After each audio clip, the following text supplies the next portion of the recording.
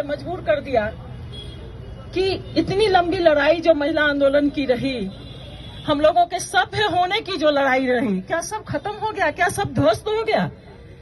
अभी भी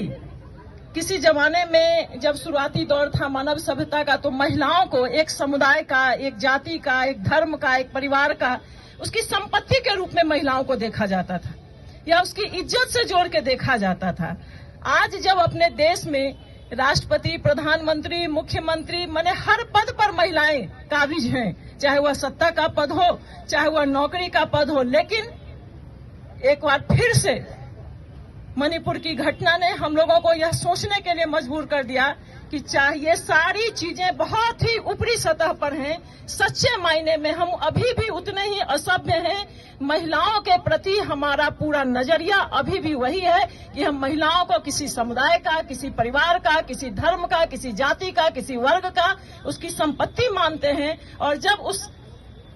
किसी को हमें बेइज्जत करना है, उसको डाउन करना है, उसकी लड़ाई जीतनी है, तो उस समुदाय, उस परिवार या उस धर्म या उस जाति की महिलाओं की बेइज्जती ही उसकी सबसे बड़ी हार है।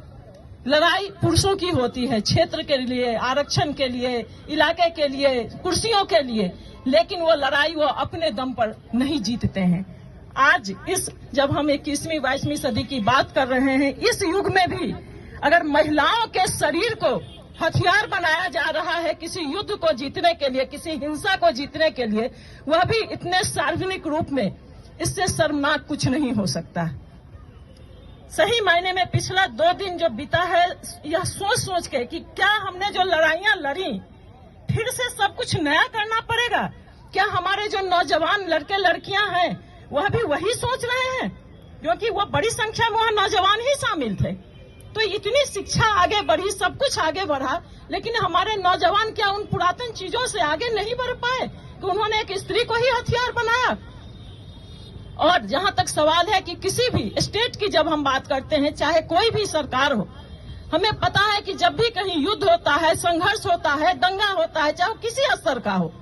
तो निश्चित रूप से जो कमजोर होता है उसके ऊपर हमले होते हैं। और इसमें जरूरी नहीं है कि इस जाति या इस समुदाय, किसी भी जाति या समुदाय की महिला उस तरह की हिंसा की शिकार हो सकती थी। तो जैसे ही मणिपुर में संघर्ष शुरू हुआ 2 समुदाय के बीच, क्या वहाँ की सरकार को या बड़े स्तर पर जो हमारे राष्ट्र की सरकार है, इन सबों को सोचना नहीं चाहिए था कि ये जो मुद्दा था बहुत सामान्य मुद्दा था, इस पर बैठ के दोनों समुदायों से बातचीत हो सकती थी, उनकी राय ली जा सकती थी, कोई भी स्टेटमेंट आने से पहले इसकी चर्चा होनी चाहिए थी, तो शायद इतनी भयानक स्थिति नहीं होती। और अगर जब हुई तो क्या इसकी तैयारी पहले से नहीं थी? क्योंकि आज हम सब जानते हैं कि चाहे दुनिया कितनी भी बदल जाए,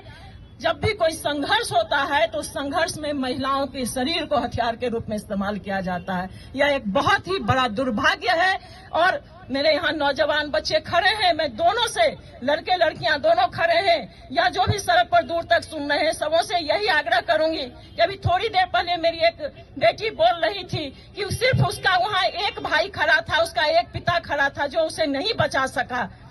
क्या ये इतने लोग खड़े हैं सिर्फ अपने घर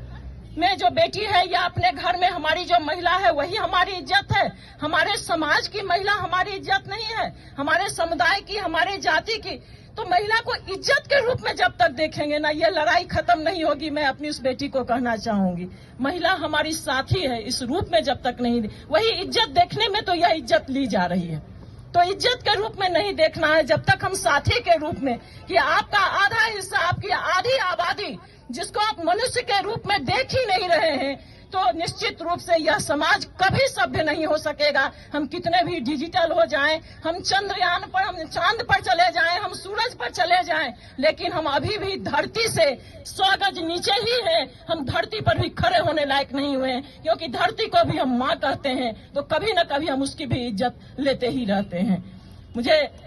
अपने नौजवान बच्चों से यही संदेश देना है कि अभी भी वक्त है कि अब आपस में जब भी एकजुट होइए, चाहे कॉलेजों में पढ़ते समय, स्कूलों में पढ़ते समय, किसी भी कार्यक्रम में, तो जरूर इन मुद्दों पर चर्चा कीजिए। यह सिर्फ कोई एक घटना नहीं है, जब भी ऐसी कोई घटना होती है हमें सोचने के लिए मजबूर करती है।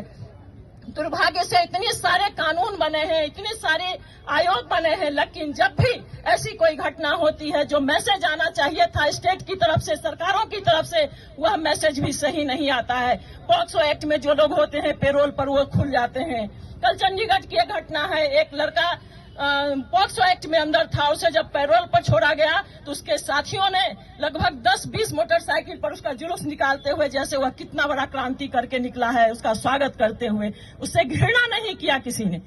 किसी को उस अपने साथी से घृणा नहीं हुई कि वह एक नाबालिग बच्ची के साथ उसने गलत किया है। यह घृणा जब तक नहीं होगी किसी भी औरत के साथ, कोई घटना हो रही है उसे देखकर अगर आपके अंदर ऐसा नहीं महसूस होता है, इस लड़ाई को लड़ना बहुत कठिन